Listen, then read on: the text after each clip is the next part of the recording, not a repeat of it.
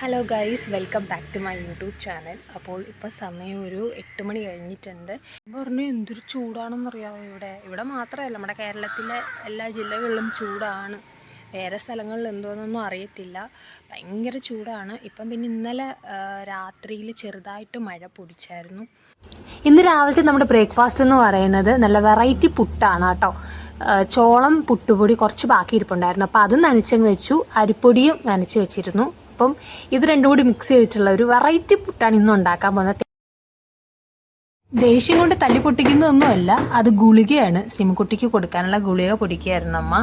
അപ്പോൾ അവൾക്ക് പൊടിച്ചാണ് നമ്മൾ ഗുളികയൊക്കെ കൊടുക്കുന്നത്. അപ്പോൾ അമ്മയാണെങ്കിൽ പുട്ടുണ്ടാക്കുന്ന പരിപാടിയിലായിരുന്നു കേട്ടോ. ഇവിടുത്തെ പുട്ടുണ്ടാക്കുന്ന അമ്മയാണ്. പുട്ട് പുഴുകുന്ന കാര്യത്തിൽ അമ്മയാണ് സ്പെഷ്യലിസ്റ്റ് ആട്ടാ.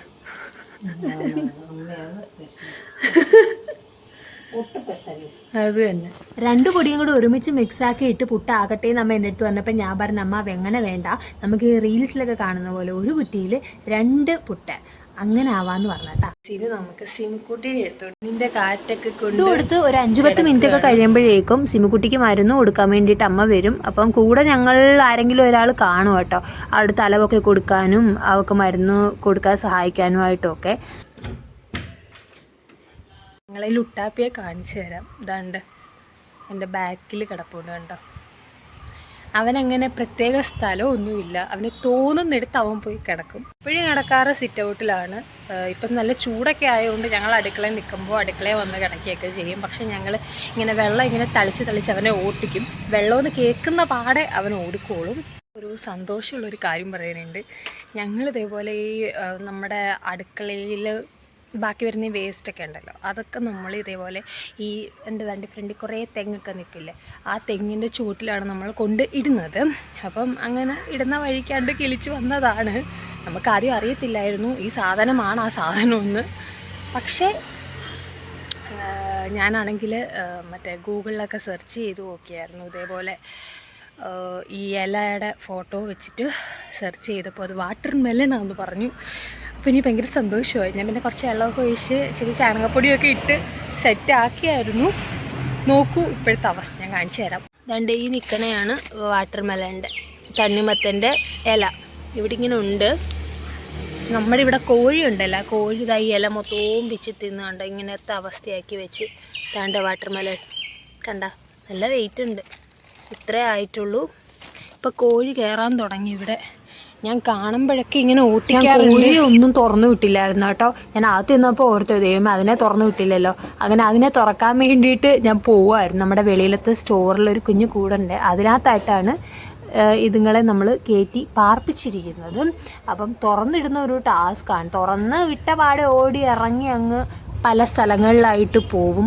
അമ്മയുടെ ചെടിയും പിന്നെ അമ്മ ഓമനെ പോലെ കരുതുന്ന നമ്മുടെ ചെടിയെല്ലാം ഇതങ്ങ് തിന്ന് നശിപ്പിക്കും. എന്തോ ചെയ്യാനാന്ന് പറയാമോ. പിന്നെ കാണുന്നിടത്തെല്ലാം തൂറി വാരി വെക്കും. ഇതൊക്കെയാണ് ഇതിൻ്റെ ഒരു ഹോബി എന്ന് പറയുന്നത്. അപ്പം ഒരു കോഴി ഉണ്ട് നേരെ കയറി ബാത്റൂമിലോട്ട് പോയത്. അവിടെ ലുട്ടാപ്പിയുടെ പാത്രം ഇരിപ്പുണ്ട്. അപ്പം അത് എന്തെങ്കിലും തിന്നാൻ പറ്റുമോ എന്നും പറഞ്ഞിട്ട് നോക്കി പോയതാണ്. അവൻ കണ്ടു കഴിഞ്ഞാൽ ഇതുങ്ങളെ ഓട്ടിച്ച്.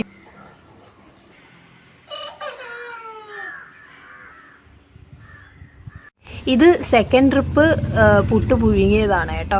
ഫസ്റ്റ് ട്രിപ്പ് എനിക്ക് എടുക്കാൻ പറ്റിയില്ല, ഞാൻ പുറത്തായിപ്പോയി. അതുകൊണ്ട് അമ്മ സെക്കൻഡ് ട്രിപ്പ് പുട്ട് പുഴുങ്ങി ഒരു പ്ലേറ്റിലോട്ടിട്ട് ഇത് എനിക്ക് കഴിക്കാനുള്ള കേട്ടോ. അപ്പോൾ കുഞ്ഞൊന്നും എഴുന്നേറ്റിട്ടില്ലായിരുന്നു, കുഞ്ഞും സെബിനാച്ചനും എഴുന്നേറ്റിട്ടില്ലായിരുന്നു. പപ്പ ബ്രഷ് ചെയ്യാൻ വേണ്ടി മാളിൽ പോയേക്കാണ്. അപ്പം നമ്മളാരും കഴിച്ചിട്ടില്ല. സോ ഞാൻ പെട്ടെന്ന് കഴിക്കാമെന്ന് വിചാരിച്ചു കേട്ടോ. കാരണം കുഞ്ഞ് എഴുന്നേറ്റ് വന്നു കഴിഞ്ഞാൽ അവൾക്ക് ഫുഡ് കൊടുക്കണം. പിന്നെ അവളുടെ കൂടെ ഒരു അരമണിക്കൂറോളം അവളുടെ പുറകെ നടക്കണം. അതിനുശേഷം മാത്രമേ ഞാൻ കഴിക്കാൻ പറ്റത്തുള്ളൂ.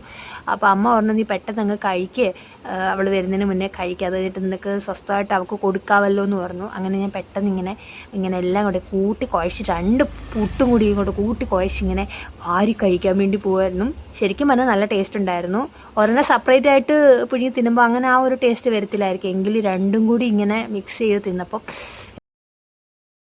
ശരിക്കും ഇത് രണ്ടും നല്ല കോമ്പിനേഷൻ ആട്ടോ, സത്യമായിട്ടും പൊളി ടേസ്റ്റ്.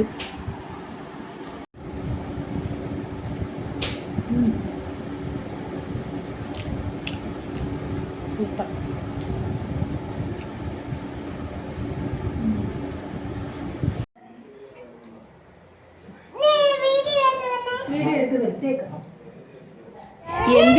എടുത്തു എന്നാണ് എൻ്റെ അടുത്ത് ചോദിക്കുന്നത്. എനിക്ക് എന്തൊത്തിരി കേടായിരുന്നു ഗൈസ്. അപ്പം കുഞ്ഞിയെ ഒന്ന് പല്ല് തേപ്പിക്കാൻ വേണ്ടി പോവായിരുന്നു, അതിൻ്റെ തത്രപ്പാടിലായിരുന്നു കേട്ടോ.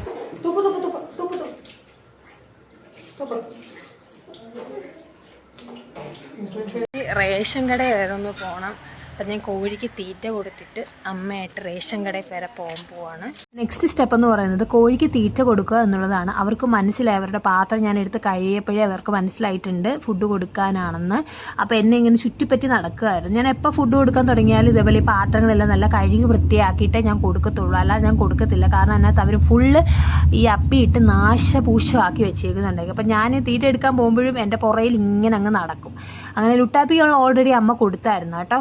അങ്ങനെ ഞാൻ തീറ്റയൊക്കെ വെച്ച് അങ്ങനെ കൊടുത്തു. അപ്പോൾ അത് ആവശ്യാനുസരണം കഴിക്കും.